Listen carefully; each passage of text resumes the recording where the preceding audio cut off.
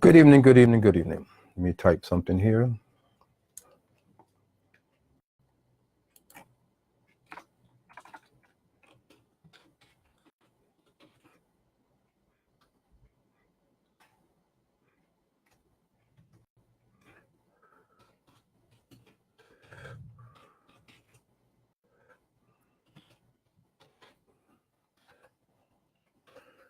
Good evening, everyone. Welcome. It is a pleasure to be before you today. The last series of messages I pointed out history, behaviors pertaining to slavery back in the day, what they experienced, and also showing you another enlightenment as to how it reflects to us experiencing our own self-imposed slavery. When I began this series, I didn't know it was going to take another direction. I thought there'd be one or two messages, but as I got into it, I perceived it should be more deeper than the direction I was heading or wanted to go. So I'm a writer where I write things from spontaneity. And this came across my mind to start a series called Self-Imposed Mental Enslavement. You and I, whether we're aware of it or not, has imposed ourselves into our own self-imposed mental enslavement. This particular part 5, I'm moving away from, I gave a history. You can go back and watch 1, 2, and 3, where I talk about slavery. I may bring up a couple of things to emphasize something, but I'm going to reveal to you things that you may not know about history, you may not know about being enslaved into yourself. I'm going to reveal you another form, another key to help you be free from your own self-imposed mental enslavement. Remember, truth is truth. Enslavement does not make, emotionalism does not make it truth. Just because we have an emotional attachment to something, it does not make it truth.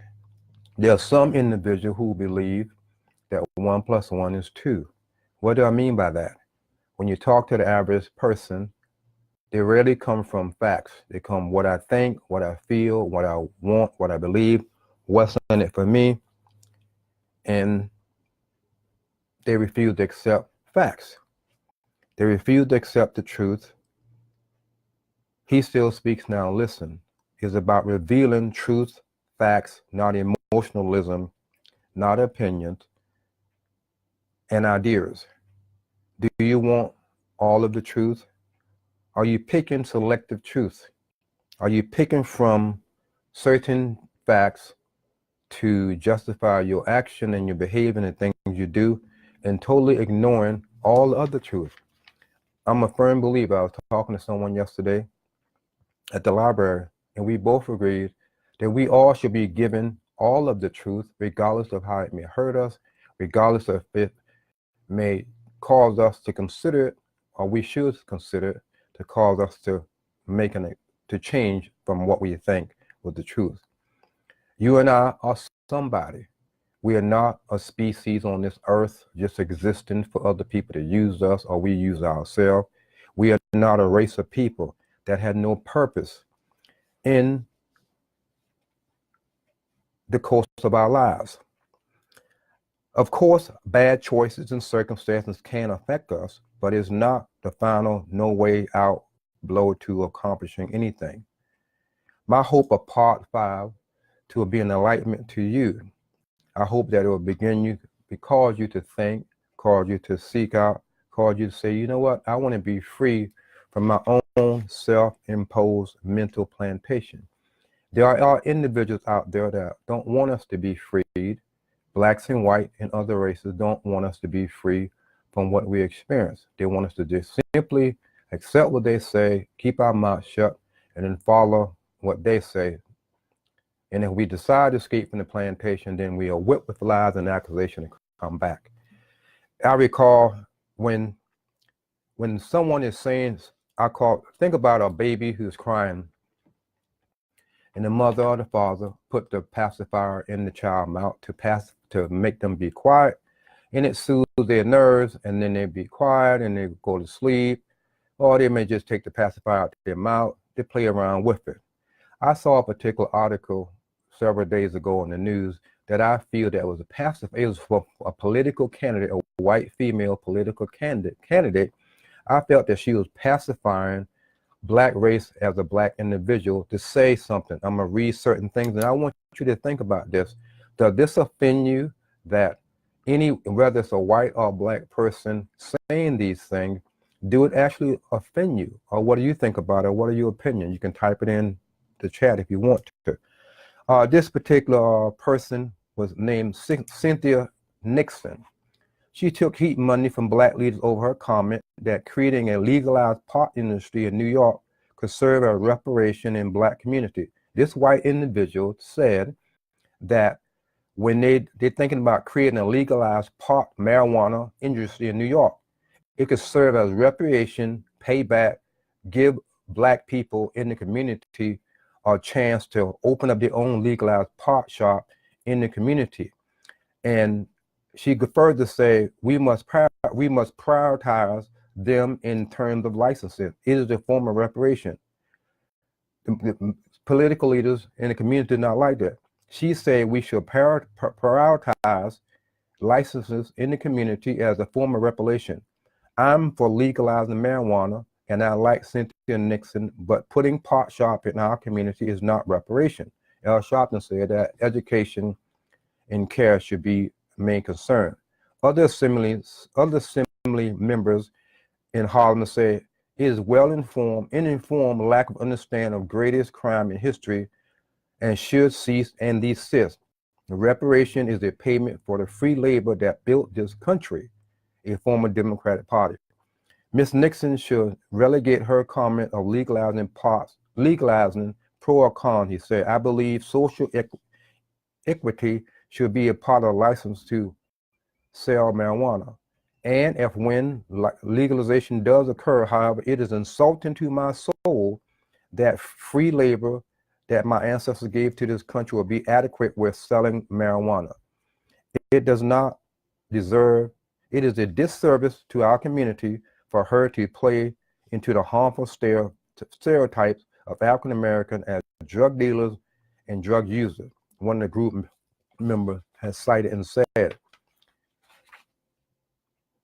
does an even greater disservice to enduring consequences of both slavery and Jim Crow and the inequities these systems of oppression perpetuate to claim that legalizing marijuana would somehow erase that experience.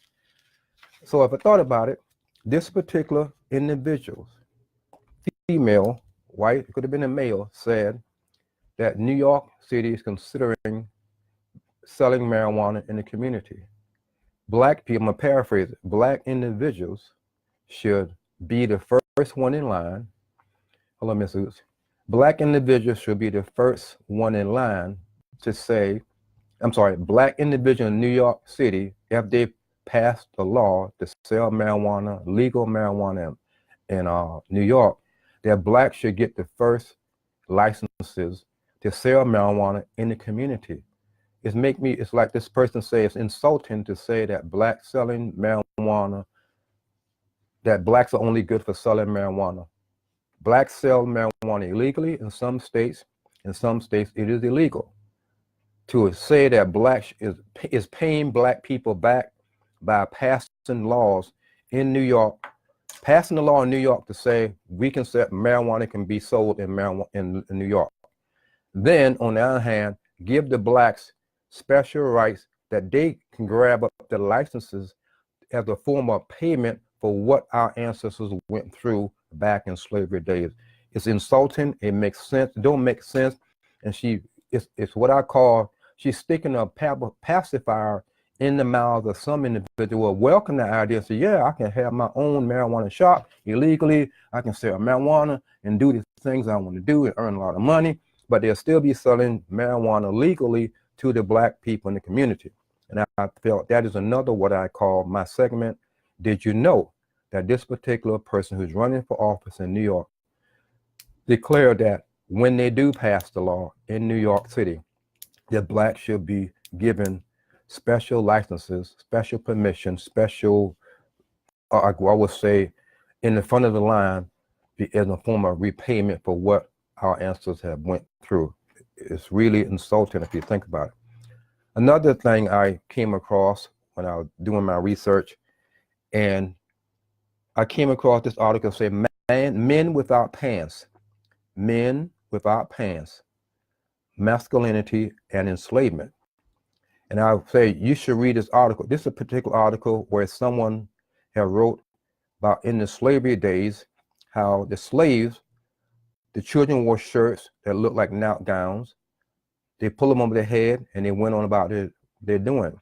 The slave owners used this particular method to demasculize boys or men, putting them in slips or dress and let them wear, by forcing African American boys, men to wear dress-like shirt, the owner of the flesh attempt to feminize and humiliate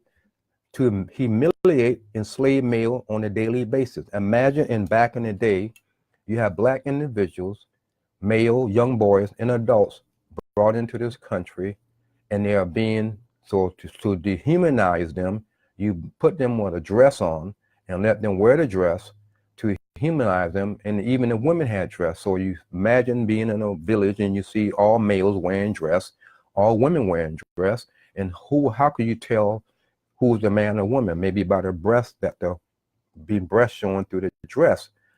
And they would use that clothing to pull it up, to spike whip them, to beat them, to do whatever. It'd be easy accessible to degrade the black male at that time. So the form of punishment to embarrass, humiliation, to enslave the masculinity of identity. And I had this thought.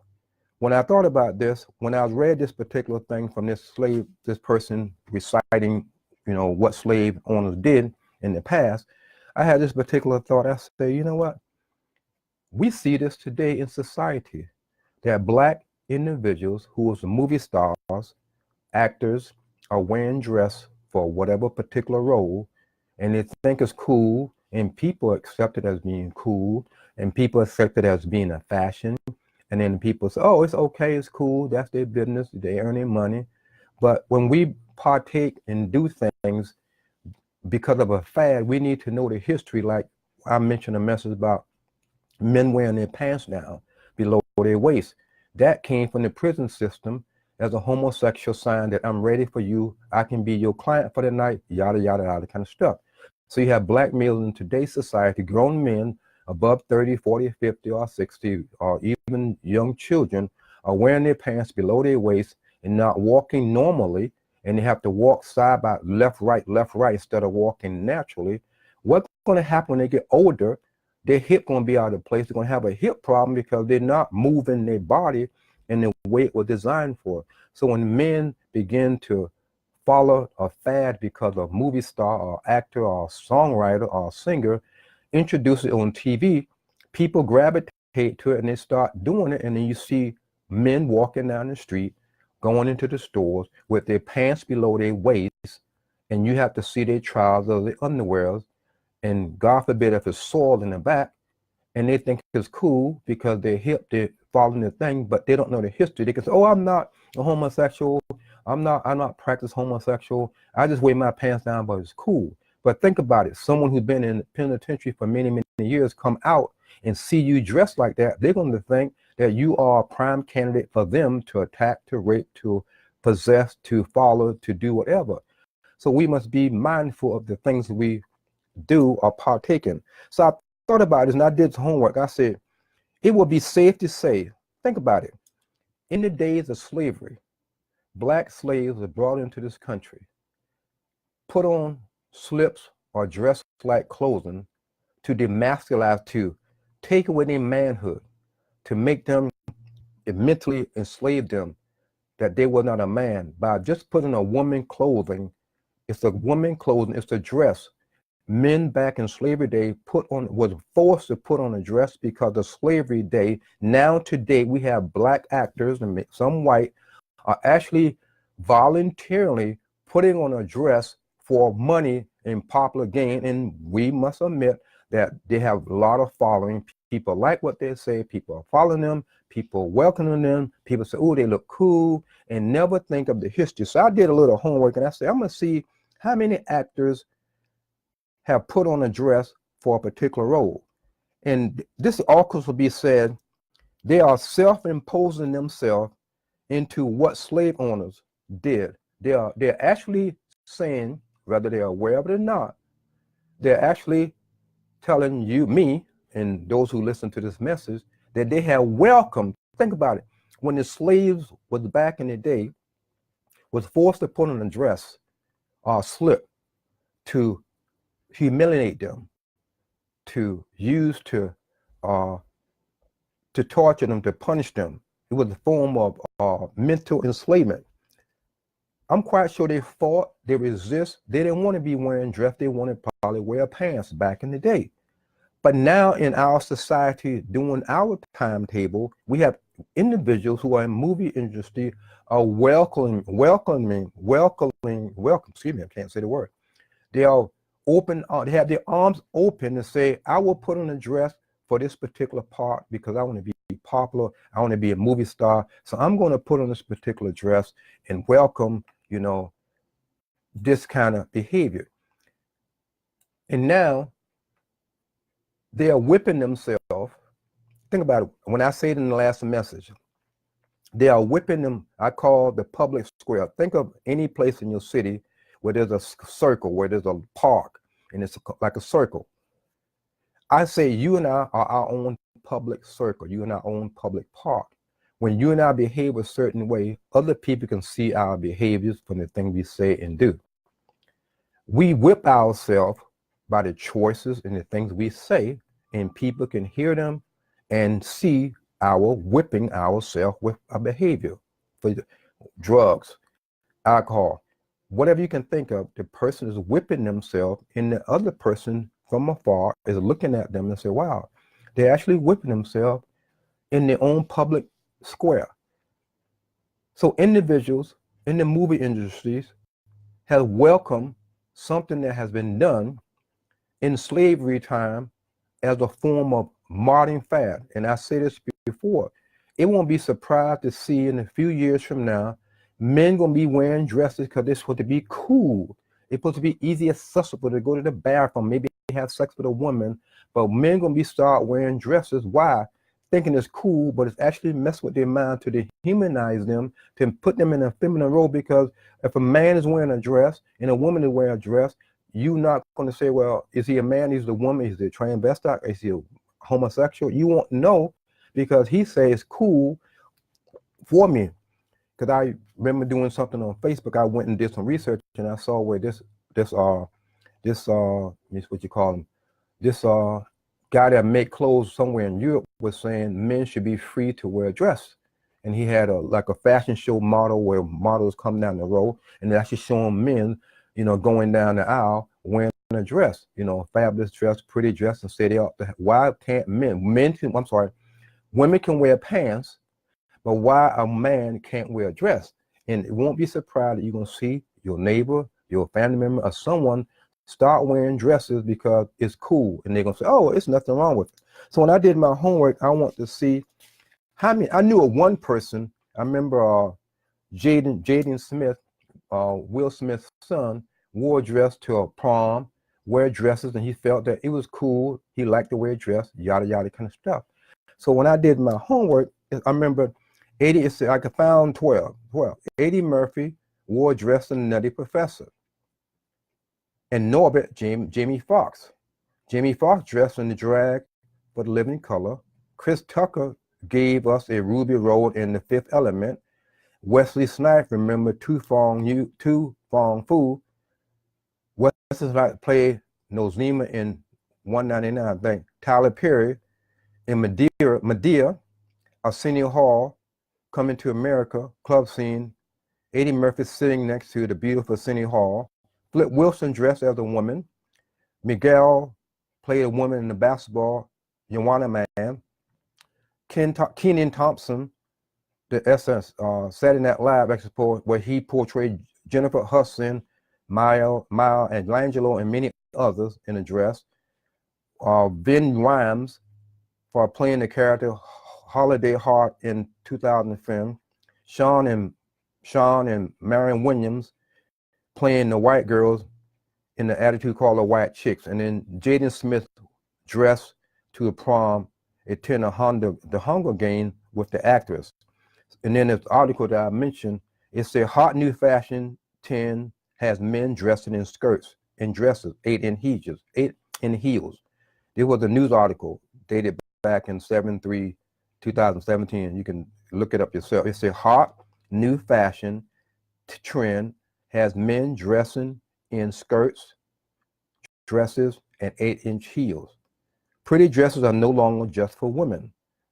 This designer said, Palamo said his style is about personal liberation and reject all comparison with the gay and transvestite, and stated often attribute to them. Why should women get to wear all the pretty dresses? Why can't men also frown about his feather, lace, and fine embroidery if they are fancy? Liberation, think about it. You and I can think that it's okay. And everybody have their opinion. Everybody may say, well, I don't see nothing wrong with it. You know, why are you pointing fingers at people? I'm not pointing fingers at anyone. I'm just giving you information to show how society has gone down the hill from what used to be right and moral character to everybody can just simply do what's good in their eyes, simply do what is good in their eyes. When we partake in things that has nothing, when we start doing things because TV actors and movie stars and singers and the popular and it's follow the crowd mentality, we have self-imposed ourselves into our own slave mentality. And that is not good, because we're going to find out that it is not good. Let me see something.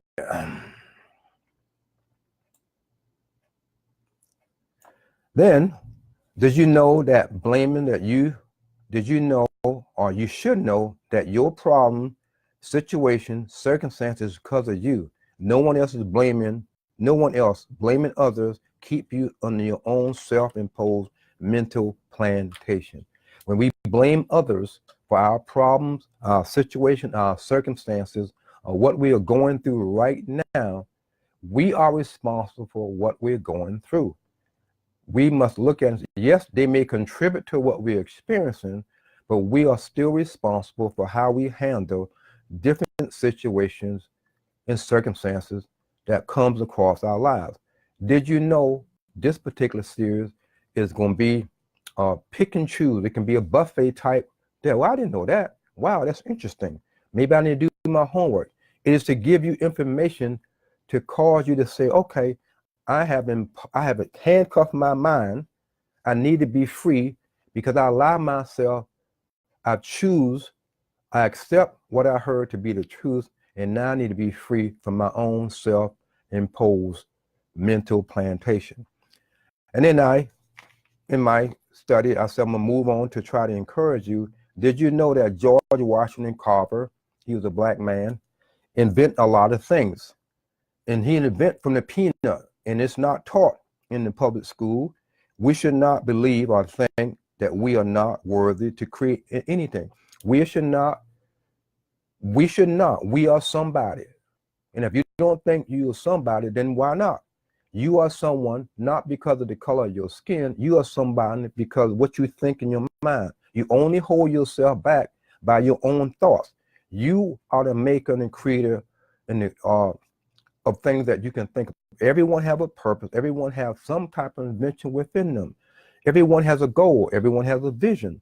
Don't allow the circumstances on the outside of your community or even in your surroundings, even in the midst of your family, cause you to think that you cannot be different. Your brother, your mother, your father, your sister, your sibling, everybody may be doing something with their lives or not doing anything with their lives, but you should not determine should you follow and should you pursue a goal because they may not like you doing it, or you may be afraid they may not welcome it. Do what you must do to better yourself. So when I did a study pertaining to black inventors and their inventions, and yes, some people say, oh, the black people invent things, and their idea was stolen. I'm not denying that's true. But what I want you to show, what I'm saying tonight is that black inventors invented things that you and I are using today that we may never thought came from a black inventor. A white individual may have claimed it, took the rights or whatever, the patent or whatever you may think it be. That's totally a different matter. But I want you to focus on what I'm going to share, different products that black inventors have invented to cause anyone who listening to this video, no matter how old you are, that we as a race of people have the potential, if we really seek out what do we love or what do we have, what that we can produce that other people can benefit from, you'd be surprised, what you can come up with. So George Washington Carver invention using it. This is from using the peanut that you may see in the store on the can on the shelf. Soap, laundry, toilet, antiseptics, massage oil, laxative, face ointment, glue, plastic, rubber, and washing powder. And then from sweet potato, he invented paint, alcohol, writing ink, dye, paint, and stain. From clay, he invented paint and stains. Now I say it again. From peanut, soap, laundry, toilet, antiseptic, massage oil, laxative, face ointment, glue, plastic, rubber, washing powder, all from a peanut. Sweet potato, paint, alcohol, writing ink, and dyes. From clay, paints, and stains. Every one of us have a potential to create something. Don't let your color stop you from creating anything.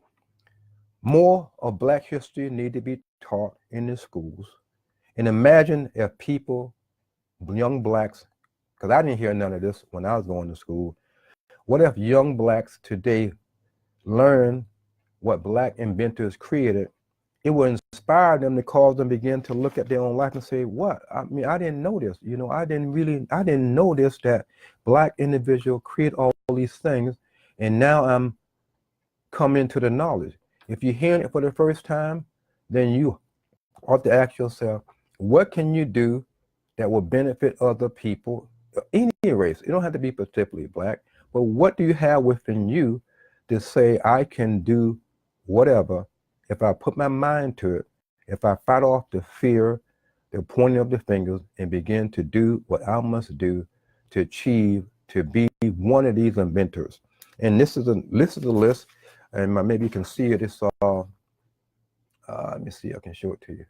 Black inventors and their inventors. So I looked at it, it's a coin changer. We know that's a coin changing machine. James A. Bauer, B-A-U-E-R. This home security system, Marie Brown. Ironing board, Sarah Boone, B-O-O-H-E, I think. Window cleaner, A.L. Lewis.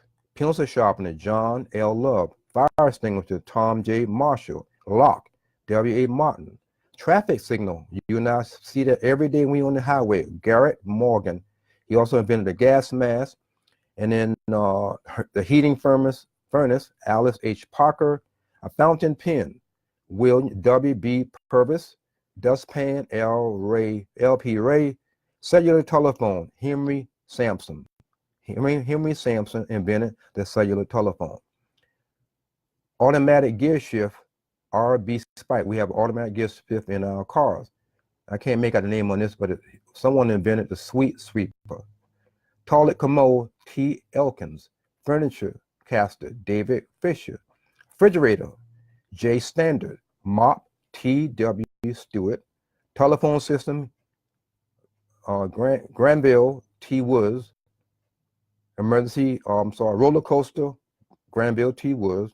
Automatic air brakes, Granville T. Woods. Ice cream, Augustus Jackson. Pacemaker control, Otis Boykin. So what I just shared with you, that these individuals are Black. These individuals had an idea, had a mind, and they thought, what can I bring forth that the world, as we know of it today, is actually benefiting from these Black individuals back in slavery days, invented things that was used that was used by all races of people. There again, I point out, yes, their ideas may have been stolen, or they may have tricked, they may have sold it, they may have been seduced, or whatever reason the idea has been taken from them. That is not my point. What I want you to understand, that being a black person, that you have the potential to do whatever. Don't allow your color to cause you to not succeed and think you have no dream. Hold on. Okay, did you know? Hello, Evangelist William. Another one. Did you know Frederick Douglass became the first African American nominated for Vice President of the United States as Victoria Woodhuff running mate on they had an Equal Rights Party ticket in 1872. An Equal Rights Party ticket in 1872. Frederick Douglass was nominated for vice president to be on this woman's particular ticket. Just like we have today, we have the president of the United States, he have a running mate, he was his vice president, and we call it the Republican Party, the Democrat Party. And now this particular person in 1872, Frederick Douglass was the first African American nominated for vice president to be on the ticket with a white individual. Let me stop for a minute. So if you think about it, we hear slavery all the time. Race, white people this, white people that. I'm not denying that slavery took place. My thing is, if you're sharing something about slavery with me, give me all the truth and let me decide should I accept it or not. If you picking and choosing the truth to fit your agenda, you're wrong. You need to give the individual both sides of the story to say, okay, I did not know that. I did not know this. I did not know that. I'm glad you shared this with me, because when you begin to accept things that people share with you that you did not know, you begin to open your mind if you decide to open your mind to hear. So Frederick Douglass was on a ticket in 1872. 1872, you and I can say slavery was in full force, but yet this particular person had him on the ticket. Someone say, oh, they were using him for the black vote. Oh, really? Think about it. If I'm to believe in today's world that blacks were slaves all over the world, all over the United States, I'm deceiving myself, because there were some parts of the country did not agree with slavery. Some parts of the country helped blacks to escape, taught them how to read, which I'll get into in a few minutes. You know, what whites were lynched. If I get into, I'll get to show you that too. So when we share black history, share all of it, good or bad, to let the individual decide. I did not know that, because when we withhold part of the truth, then the person will go on what they think is all the truth and then get caught up into some mess. And then when they find out the truth, they're going to be mad, or it may be too late. So Frederick Douglass, he learned to read and write at the age of 12 from a Baltimore slaveholder wife. He learned to read and write from a white person. He learned to read and write from a white person. When I see stuff, Black history, and I still see it up today on when people load on Facebook, they don't say that white individuals helped blacks back in the day. They always point out white did this and that, and that's true. They did harm and hurt and kill and rape and murder blacks. I'm not denying that, but give me all of the information. So did you know, by knowing what I'm sharing with you on this particular message, it should help you to open your mind and say, wow, I need to educate myself. I say this myself. I remember I said I didn't want to read a book if it didn't have a picture. How stupid was I?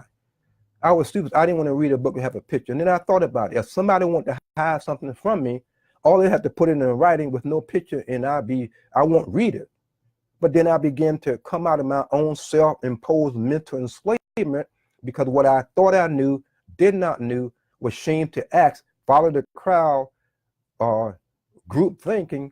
Because being a black back then in my days, when you didn't have cell phones and beepers and pagers, most kids don't think that cell phone, beepers, and pagers, they don't even remember a pager. They think we always had cell phone and internet. But when I was growing up, we did not have these things. We had a regular physical phone in the house. We had phone booth on the corner. So the world has changed. So we need to know our history for two reasons. To say, I'm going to better myself. And then when I better myself, I want to try to better someone else's life. Begin to take our eyes off of self and say, how can I help the community in which I live? But if I choose and pick out certain parts of truth because I have a hidden agenda to keep you in rage and anger, then I'm deceiving and I'm wrong for doing that. So let me share what Frederick Douglass went through. At the age of 12, he learned how to read and write. What are your excuses? I'm going to throw in certain things that I had to start. What are your excuses, young black males and even adults who drop out of school? Should you consider to go back to school at any age? I saw an article on the news 2 days ago. This guy, he went into the military. He was going to college, and he had to go in the military. And he decided, he was, I think, 98 years old, if I'm correct. He decided to go back to school, but when they looked back at his records, they found out he had enough credit to graduate. And that was his dream, to graduate from college. At 98 years old, he had the credit back in the day. So black males, young or old, what is wrong with sticking your head up out of your shell of a turtle and say, I'm going to go back to school? Because I talked to someone a week ago, they were saying female drop out of school. She said, it is hard to get a job when you have no education. That's why go back to school. And when you go back to school and they see you have a GED, when you fill out the application, they're going to say this person want to better themselves. At least they're trying. When you have not finished school, you limit yourself. You have put yourself in your own self-imposed mental enslavement. You don't go to school. Some adults now cannot read and write for whatever reason. Like I said, it's not about condemning anyone. It's not about pointing the finger. It's giving, because we are quick as a race of people to say, oh, you pointing a finger, you judging me. You shouldn't judge this person. No, it's not nothing about judging. When we begin to educate ourselves, we get information that we can say, okay, I did not know that. I can go to night school. I can look in the telephone book, or Google it, and find out that I can go to school free and get my GED. And then from there, I can go to college if I choose to. You may be good with your hand that you don't need college. Every college is not for everyone. You may be a good mechanic. You may can take an engine apart blindfold. You may can do whatever with your eyes closed. But when you go to a company that fits your experience, and they may want to hire you, but you can't get promoted because you can't read, you can't write, and they don't hire you because you have quit school and have no intention after 20 years or 30 years to go back. So you have put yourself in a self-imposed mental enslavement. Go back to school, regardless of your friends and family members say, man, you go back to school, that's you old, man. That's stupid to do. You limit. So when I told this young lady, go back to school, and she said, yeah, I need to go back to school because I see it's hard to get a job. And she wasn't, I said, you pregnant, you have any kids? She said, no. I said, that's the blessing there. She don't have any children, so she can go back to school. And I'm knowing the sound of my voice. There are a lot of people out there that you know and I know that have not decided to go back to school, don't want to go back to school for other reason, and yet they blame other races on what? How are you going to blame someone else for your lack of, when you have not even tried going back to school to get a particular education? Now, Frederick Douglass, this is what happened. I read his bio. A lot of things that I read about Frederick Douglass in his bio and what he went through in his 4 books, you can actually apply it to what we see that's happening in the world system today among our own races. And this is what I read about him. He was whipped. His master whipped him. His master whipped him. One day something came over him and he fought back. I say, and then I'm going to add what I think how it applies to you and I. His master whipped him. One day something came over him. When will one day something come over you, young men or women, in the sound of my voice, that you are whipping yourself with the lies and thoughts and being deceived? You're whipping yourself. You're whipping yourself with, woe is me, it's the other person's fault, it's my mama, my brother, my sister, everybody's fault, nothing, not me. They fought, the fight lasted for 2 hours before, bruised and breathless, his master surrendered. His master surrendered after 2 hours of fighting. When is something going to come over you to change? We need to begin to fight ourselves until our master give up. I use the example, alcohol, drugs, illicit illicit sex, whatever you can think of that's controlling you to a point that you can't function normally has become your master. You must begin to fight your master until your master, so you give him, oh, I don't want to do this anymore. Oh, this is not my life that I want to live. And then you are allowing what I call a white thought to beat you. And you surrender without fighting those thoughts in your mind. You allowing those white self-imposed thoughts, yes, it's true. Yes, they did this. Yes, they did that. I'm coming from this position. You're allowing those same white thoughts of hatred to beat you on your public square, in your body, and people can see your own behavior. You're allowing, you have selected, you're fighting, you have allowed those white thoughts to control you, to cause you to behave the way you behave. You must begin to stand up and fight. That day, Frederick Douglass vowed he'd never let anyone beat him again. Are you going to pick a day to say, I'm never going to let my bad behavior, situation, and lifestyle to beat up on me again? We can beat up on ourselves with self-talk. I'm just like my father. I'm just like my mother. Everybody in my family had kids at such and such age. Everyone in my family did this or did not do this and that. Quit beating up on yourself. You must stop allowing yourself to beat up on you. Think about it. You're allowing yourself to beat up on you in your mind. You're beating yourself up constantly and blaming other people for the bruises. At the age of 20, after two unsuccessful attempts, he finally escapes, a free man. Are you doing anything to free yourself? Are you doing anything to free yourself from your self-imposed mental slavery? And then he went on to write 4 books. Founded an anti-slavery newspaper, the North Star. He advised President Lincoln Johnson on the treatment of black soldiers and the right to vote, and help free slaves through the Underground Railgun. He delivered famous speeches on racial tolerance, support, equality for all, the first American to attend to women's rights. The first American to attend to women's rights. So as I thought about it, I was thinking, before I can't sign on, I say, when I began this series of self-imposed mental slavery, I thought it was going to be one. But then after watching the news and observation, what I remember when I was in high school, what I thought of, my life that I led and things I've done, wake up in the morning, go to work, doing the normal things. Some people are married, some don't have kids, and it's normal life, that's fine. But then you start thinking about your own life. Okay, you're going to die one day. And as I'm speaking right now, someone's on deathbed. What you want to be remembered for? Are you going to leave something behind that someone can benefit from? I say this all the time in my messages. I can imagine the slaves back in the 1700s. Yes, they experienced all kind of punishment and felt the abuse by the hands of their slave owners. And it's a sad history. But should we allow that history to keep us enslaved within our own self? This young lady told me, said, we are our worst oppressor.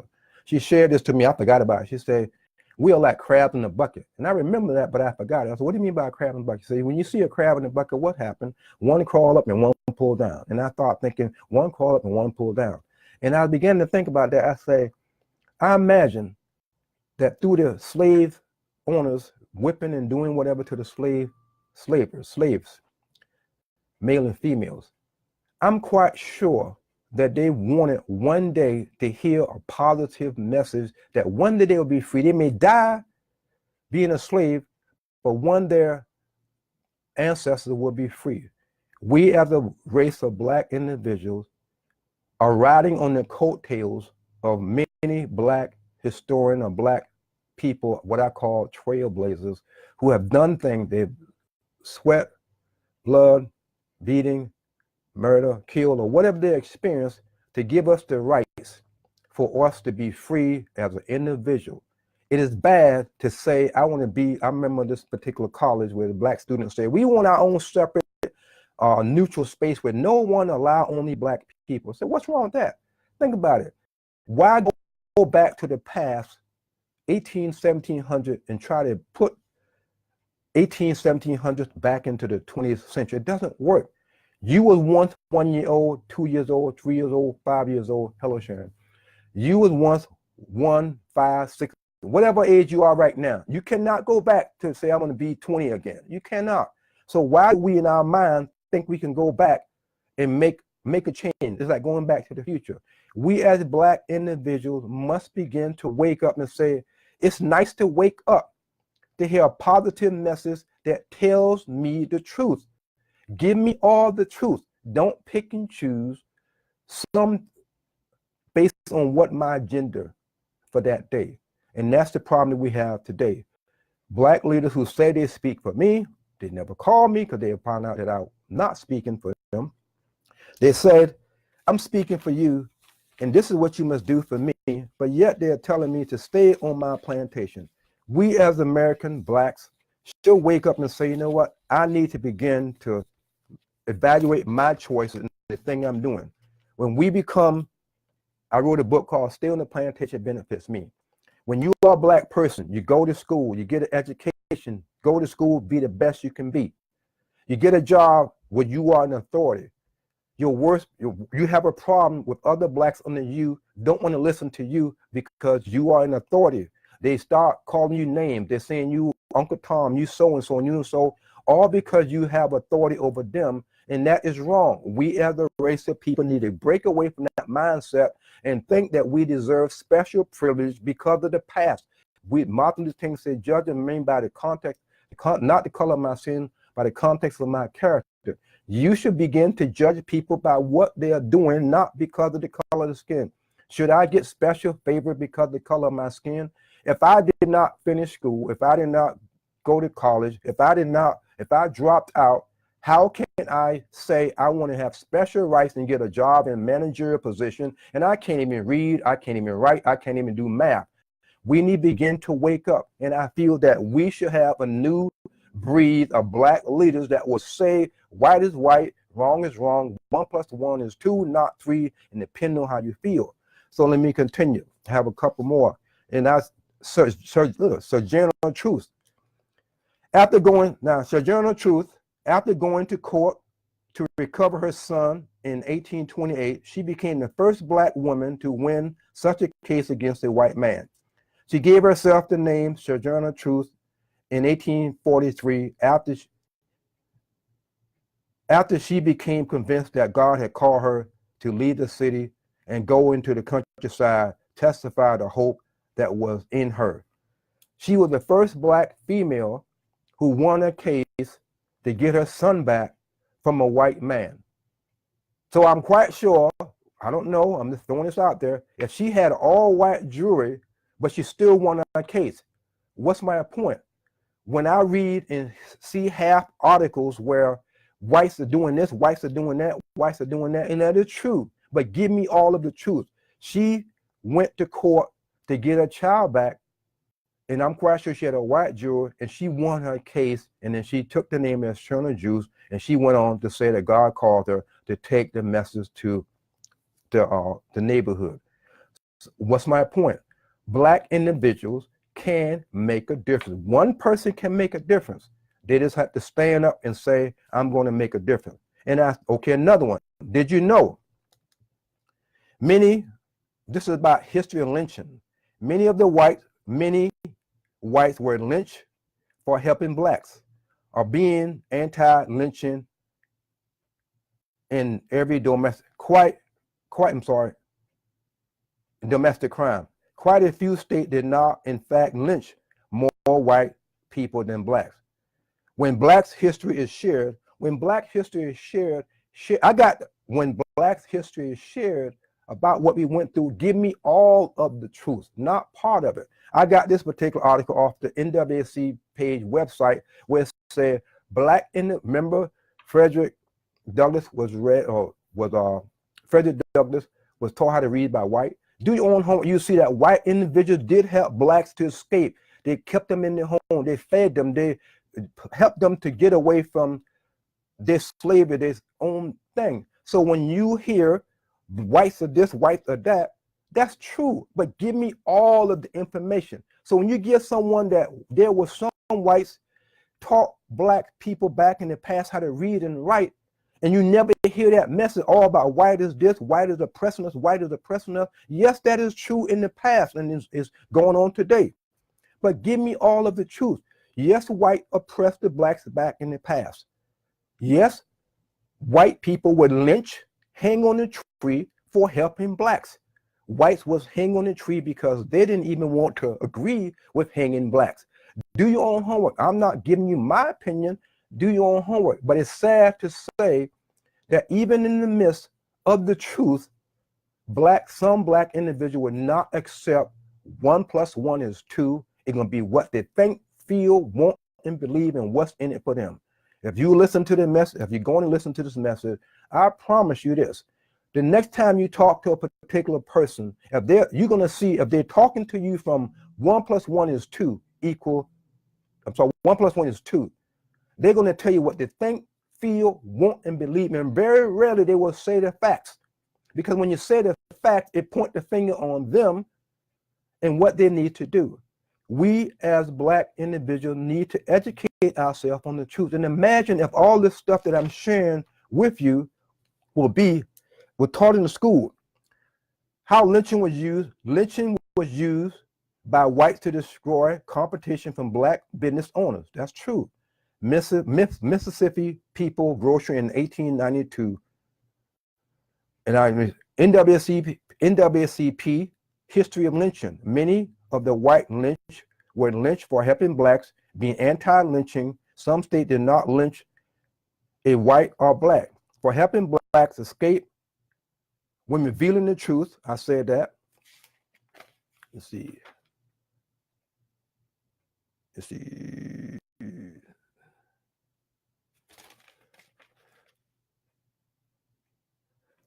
So when we begin to think and we begin to call into question things that happen all around us, I had to start. The Underground Railroad network, African people, the Underground Railroad was a network of people, African American as well as white, offering shelter and aid to the escape of slaves from the South. Are we to believe that no white during the 17 and 1800 did not help any blacks? If you believe that, you're delusional, you're deceiving yourself, because if we do history, our homework on any of these black trailblazers, as I called them, we will see that there was a white person in their past that helped them to achieve what we are experiencing today. And when black history is being taught, when black history is being shared to us, we need to ask, why am I not hearing all of the truth? All of the truth. There's another one. Did you know when black businesses set up in black communities, some of them are frowned on because instinctively black individuals, they think they're better than us now because they got a store in the neighborhood. Their prices are so high. I'm not going to shop to them. Who they think they are? They want my money. I'm not going to spend my money to that store, because in their mind, think about it. In their mind, they may be thinking, if I go support this black business, they're going to get up on the prosperity wagon ladder. So I'm going to be a crab and I'm going to pull them down because I don't want this black business to succeed. And we know in our community, in my community, I don't know about you, we see all types of businesses of different races in the black community. We see all type of races in the black community, and very, very rarely we see black businesses in the community. Why not? Maybe because of finance, maybe because of ideas. I don't know. It could be a multitude of reasons why we don't see black businesses in the community. But I know from my experience, I've heard, I'm not going to shop to a black business because their price is more higher than someone down the street. They want to get over me. They think they're better than me, and then you have family members on attack you, say, oh, you think you're something because you got a store, you're selling clothes, you're doing whatever, who are you to think that you're better? All these thoughts go in their mind, whether they're aware of it or not. So the black businesses cannot succeed, in certain neighborhoods. And God forbid if something happened, you have the same black individual in the community that hates you, can't stand your business, will rip your door down, steal whatever in the store, liquor, cigarettes, and whatever, and then burn the store down and say we doing it because, you know, we are being oppressed. Who is oppressing the black individual? As this young lady shared with me, we are our own oppressor. We are oppressing ourselves and don't even know it. And then I spoke to another particular young lady. She enlightened me on something. She said, and I asked you this question, you can probably think of it. I think I can say, who was the first black president? And somebody may say, oh, it's President Barack Obama. But President Barack Obama is not the first black president. Ooh, really? And I said, really? So this person was studying history, may want to be a history major in college. So she gave me the person's name. So I did my homework. So in closing, I'm going to share with you that when we are not taught, given all the facts, we can be deceived, we can be tricked, we can be used for someone, a hidden agenda to say, oh, this and that. So Barack Obama was not the first black president. You can agree with me, you can disagree with me, but when you do your homework and you find facts and people say, well, you don't believe everything on the internet. True, you don't believe everything on the internet. But if you go to the government website and you go to concrete, worthy, trustworthy website, you will begin to see documentation that what I'm saying is true. And why? Because all of what I'm sharing with you, I want to cause you to think, being a young male or female, black or white, this message can touch any race. I'm only centered on black for the specific reason. So when you hear or listen or had listened to this message, it should cause you to think, I can be somebody. I am somebody. I'm not somebody because I'm not nobody because of the color of my skin. I am somebody because of what I think. I am my thoughts. I am my thoughts. Whatever I'm thinking, whatever I'm doing, that is me. Not anyone else is forcing me. So I say we must do our homework. I'm sharing something that I never heard in school. That's true or not talked about. I didn't know about you. I do not know about you had this information been taught. I don't know about you had this information been taught in school today, maybe things will be different. Have you ever heard of President John Hanson, Hanson of the United States? He was the first black president. If you had not heard, I said, do your homework. And let me give you a little history. We think the president of the United States, many people do not realize, we think the first president of the United States was George Washington, and we think the first president of the United States was Barack Obama. That is not true. Many people do not realize that we are actually referring to the president-elect under the U.S. Constitution.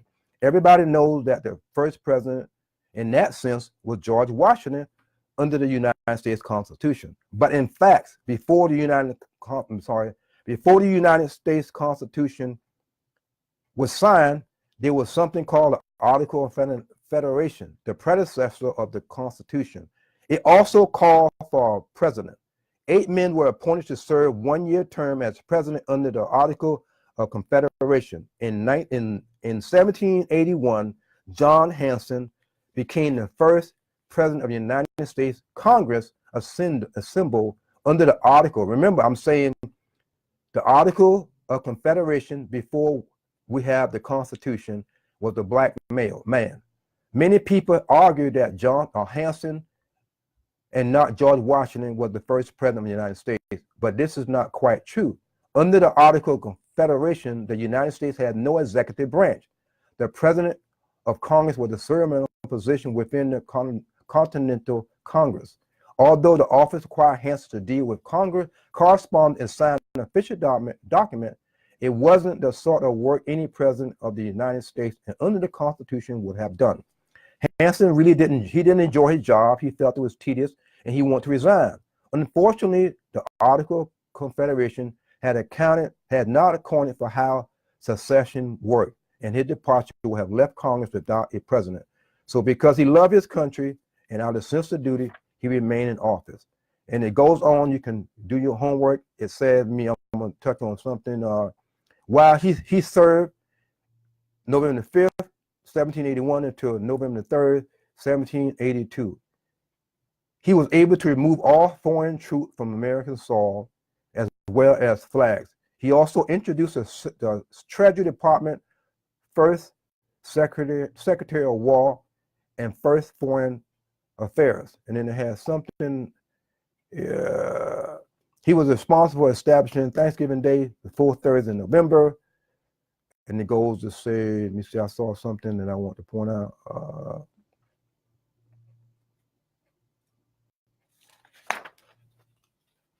So my point of saying that, just by knowing or heard, just by finding this on my own, when you give me all the facts, then I can decide. So when the news media and social media and your friends and relatives say, oh, the first black president was President Barack Obama. Yes, he was the first black president under the new Constitution of the United States of America, but he was not the first black president beginning before we had the Article of Confederation, and then you had the Constitution. The black president, the Article of Confederation called for a president. It was a black man. And then they ratified and became the Constitution. Then you had many years. Then you had President Barack Obama. And then I begin to think, were there other black presidents? We can say, I use it for example. A white person has sex with a black female and to bring forth a son. So that son is not really white. You can say he's black. He can be white or mixed race, but he's not purely white. He's not purely black. He can be mulatto. He can be half and half, but he can be black and he can be white, depending on the person who want to accept him as black and he's white. Bill Clinton was called the first black president. I think Barack Obama was called the first white president. Do your homework, you see, Bill Clinton was called the first black president, even though he's white. But when you deny me the truth, all the truth, then it can't help me to set myself free. So I did some more homework and they say, let me see where it's at. Okay, this is what I want to say. Hansen, he established the Great Seal of the United States, which all presidents since have been required to use on all official documents. He established the Great Seal that required by all presidents today to use when they sign an official document.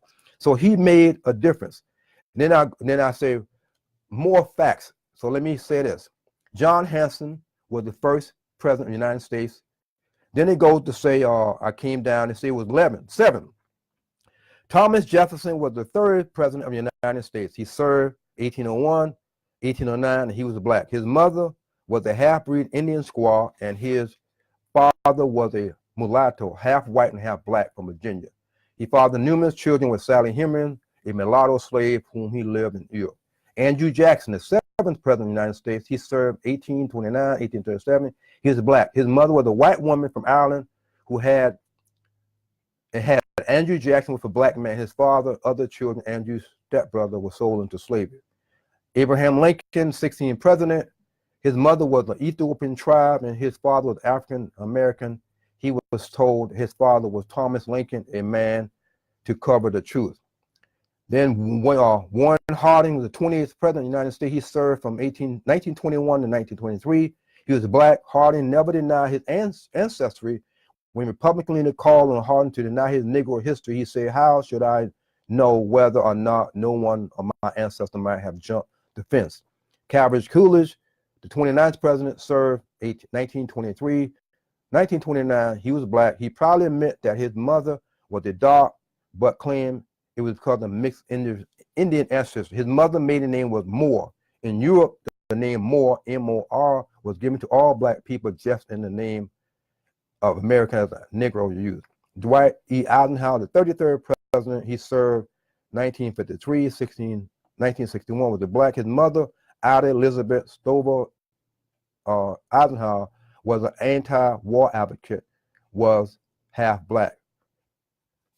Do your own homework. What I shared with you tonight was facts, not in my opinion. It is to cause you to think, to begin to open your mind up, to be able to want to hear the truth. Because I'm afraid to say, as I'm speaking now, a lot of individuals have chosen to allow themselves to remain on their own self-imposed mental enslavement plantation. They blame everyone else but themselves.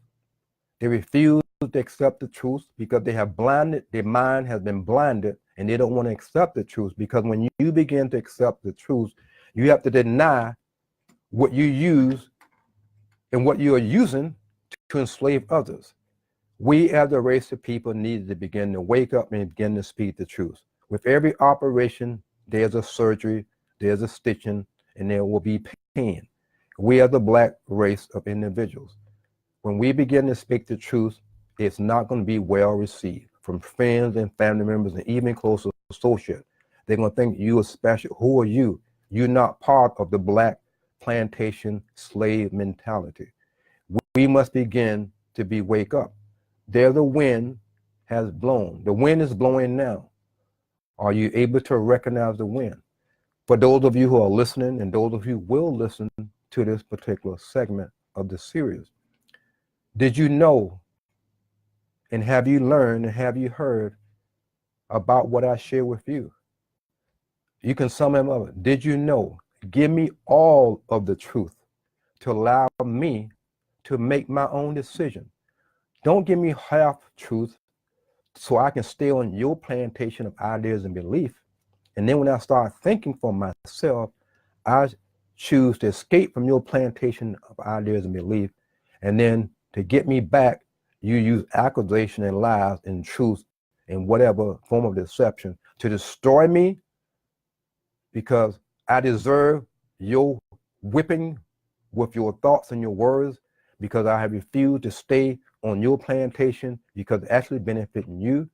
We must, as Black individuals, must begin to wake up from our own self-imposed enslavement. Quit being a crab and ambassador, as this woman told me. Begin to support Black businesses. Begin to look in the mirror of self and say, what do I need to do? What do I need to change? Begin to say, it is a blessing that I'm living, breathing right now. How can I make a difference in my life, make changes, make correction? And when I do, how can I help other people? We must begin to take our eyes off of self and begin to say, how can I benefit? How can someone benefit from me? I close by saying this. You ever had a feeling to go to a store or go in another direction, and you say, why do I need to go there? Why do I need to go here? A lot of times when we go places, we're not going for ourselves. We may pass someone in the grocery store aisle. We may meet someone at the store. We meet someone in a public square, and it was meant for us to meet that person. And we give them a piece of information. And when we give them that piece of information, they say, thank you, I need to hear that. And you ride off in the sunset. We need to begin to think way beyond self. You cannot control the air that you breathe. And I think this is cute. If you are one of these individuals are constantly saying that it's the white man is doing me harm, and never point the finger at the Black individuals is doing you harm also, then you're deceiving yourself, you're blinding yourself like the horse have blinders on the side. You're not accepting the truth. White individuals have oppressed Blacks, true. We also have Black individuals are doing the same thing the Black slave owners are doing. They may not be whipping you and doing physically things to you. No, I take that back. Some sell drugs, some do illegal activities. You have brothers out there pregnant one woman, go to another, go to another, go to another, leaving a lot of women with unpregnant, unfathers, have abortion, all this kind of stuff. So even though you know of the physical slavery and what they went through, we as the Black race of people are acting like slave owners and slave masters, whipping our own selves and whipping our own people for what? How it benefits us. That's the key. Our behavior should not be how it benefits me. Yeah, you may get the reward from your labor if you're doing the right thing. But if you're out there doing things that you ought not to be doing, that's hurting your own race, then you're whipping, you are no different than the physical slave master back in the day, whipping your ancestors. And when you put on a dress and say it's okay because the movie stars are doing it, Look at history and you see that slave masters put dresses on slaves to humiliate them, to make them feminize them, to cause psychological thing. And yet people today welcome putting on a dress because they want to be famous. And then you have you say, think about it. Did you ever thought that you see men walking down the street with their pants below their waist? You said no, but now you see it. I'm predicting that you're going to see men start wearing dress out in the open, black and white of all race, because it's cool. It's quick. I can go to the bathroom quick, and whatever reason they can think of. Don't laugh. Think about the thing that we never thought would be in the world today that people readily accept. We should make a difference. We should begin to make a difference in our life. One person can make a difference. I thank all of you who have joined and those of you who will listen. If you enjoy what you heard, I ask you to share with your friends. Allow them to hear. Don't think for them. Allow them to hear what you heard. Whatever they do with it, that's fine. If you like what you heard, every time I do a Facebook, I upload it to YouTube. Why?